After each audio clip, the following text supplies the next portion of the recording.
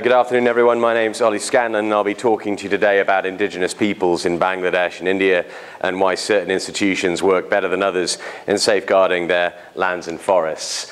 So today, according to the Food and Agriculture Organization, 1 person in 9 globally will go to bed hungry.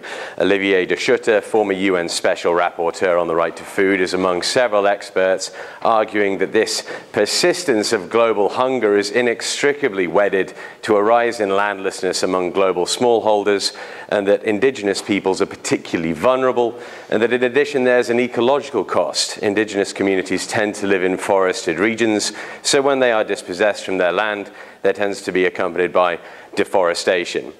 Why are indigenous peoples particularly vulnerable?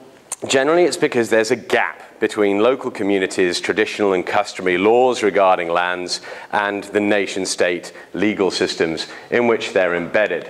Specifically, it all comes down to universal alienability, big complicated phrase that basically means us here in the West and also in most national laws in developing countries, you own the land as an individual, you can do what you want with it. You can sell it, you can mortgage it, you can pass it on to whomsoever you choose. A lot of indigenous communities think very differently about the land. The individual is regarded as a custodian only of a land thought of as a resource held in common, and that notions of ownership, of commoditization, and of a land market in general are very, very alien. Now, in terms of these local customary rules, the problem is they're basically, practically, they're not legible to the legal systems of the nation states within which these indigenous communities are embedded, which leads to institutional dysfunction. And this institutional dysfunction is the core of the problem, and it's the core of my study. Because even if it existed in a vacuum, it would mark a major problem, but it doesn't exist in a vacuum. Rather, it exists in a context of pre-existing political and ethnic marginalization of these indigenous groups within the countries in which they're embedded.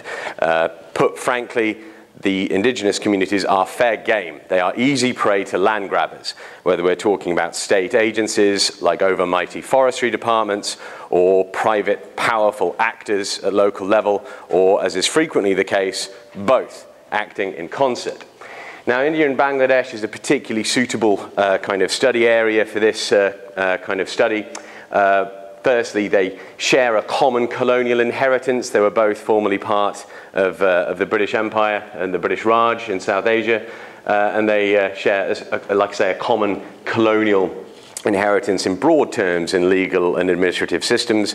And they're also home to the same ethnic groups that frequently straddle the international border drawn with such unseemly haste by the British on their way out the door in 1947.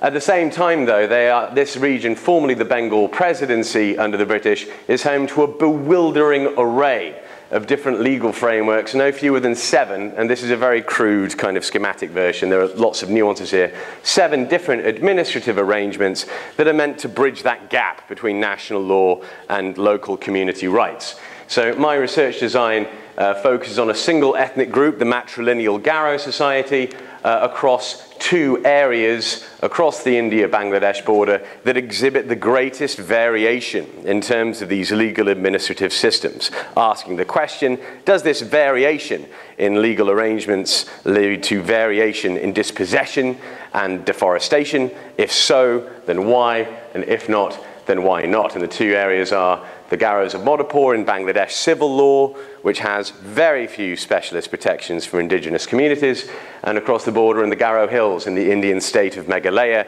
which, as well as being subject to very strong state laws concerning alienation of indigenous land, is also subject to provisions of the 6th schedule of the Indian Constitution.